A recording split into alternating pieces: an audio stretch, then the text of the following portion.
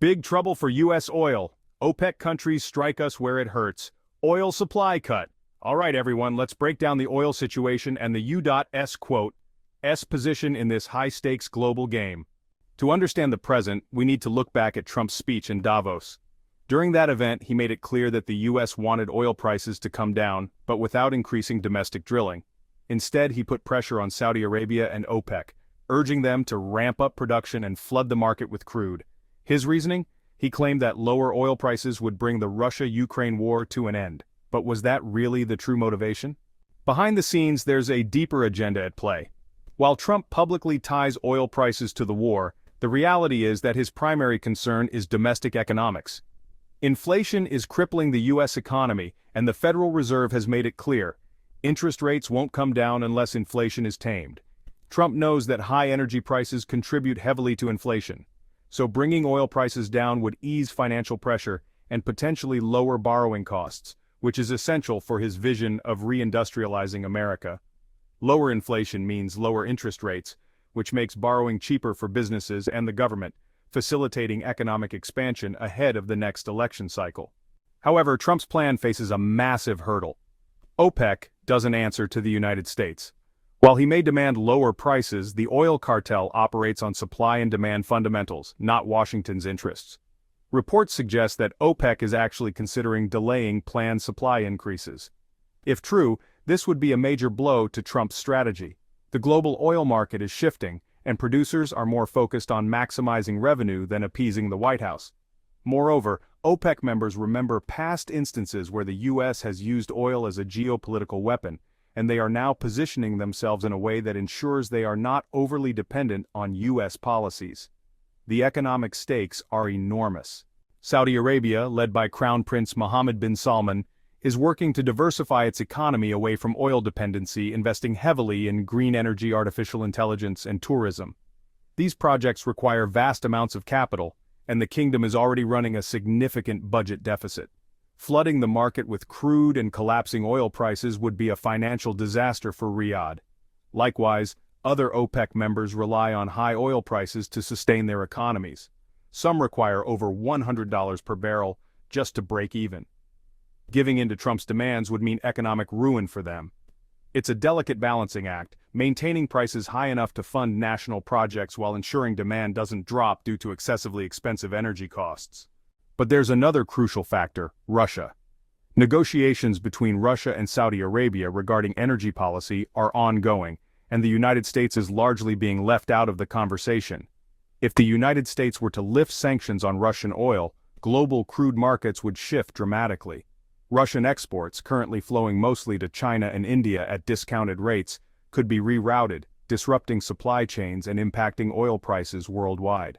OPEC producers are factoring this into their calculations, making Trump's calls for increased production even less compelling.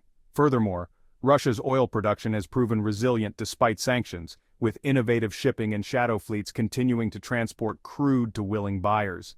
If U.S. sanctions were lifted, Russia could re-enter global markets in full force, potentially undercutting other oil producers and shifting the power dynamics of OPEC itself. Even if OPEC were to comply, would it truly benefit U.S. drillers? The answer is complicated. Despite thousands of approved drilling permits, U.S. oil companies have been hesitant to expand production. The reason? Economics. Extracting American shale oil is costly, requiring prices to remain above $70 per barrel to be profitable. If oil prices drop too low, domestic drilling slows down, which in turn threatens America's own energy security. Unlike Saudi Arabia, which has access to vast reserves of cheap-to-extract conventional oil, the U.S. relies on expensive shale production. A price collapse would force many projects to shut down, undermining America's energy independence in the long run. This puts the United States in a precarious position, a Goldilocks dilemma where oil prices can neither be too high nor too low. If prices spike, inflation spirals out of control. If they collapse, domestic production grinds to a halt. Trump's call for lower oil prices contradicts his own broader economic goals. If he truly wants to make America an energy powerhouse, he must balance domestic oil production with smart policy shifts, including reducing dependency on fossil fuels where feasible. His campaign rhetoric of drill baby drill clashes with the reality that U.S. energy production relies on significant capital investment, stable oil prices, and a long-term strategy beyond short-term political wins. Ironically, one of the smartest moves for the United States would be embracing renewable energy, yet political divisions have hindered progress. The U.S. has vast untapped potential for solar power, yet Trump and Biden alike have imposed tariffs on cheap Chinese solar panels, limiting the country's ability to transition. If Trump were serious about energy independence, he would need to reverse course, lower these tariffs, and incentivize investment in alternative energy sources. However, doing so would require a fundamental shift in his political messaging, which has historically been opposed to large-scale renewable energy initiatives. Another factor at play is the global shift toward electric vehicles. As major economies push forward with EV mandates and phase-out plans for internal combustion engines, the long-term demand for oil could weaken. This means that even if Trump succeeds in pressuring OPEC to lower prices temporarily, the larger trend suggests that oil demand growth is slowing. Countries like China and the EU are investing heavily in battery technology and alternative fuels, positioning themselves to be less reliant on oil in the future. If the US fails to adapt, it risks falling behind in the global energy race. Ultimately, the biggest threat to US energy dominance isn't Russia, China, or the BRICS nations. It's the country's own policy missteps. While Trump seeks to control oil prices through OPEC, the real challenge lies in America's own energy strategy. Can he force OPEC's hand? Will he ever embrace a balanced energy approach? The answers will shape the global economy for years to come. Let me know your thoughts in the comments below. Stay informed, and don't forget to like and subscribe as we navigate these turbulent times together. The BRICS nations, Brazil, Russia, India, China, and South Africa, are increasingly becoming pivotal players on the global stage, challenging the traditional dominance of Western powers, including the United States.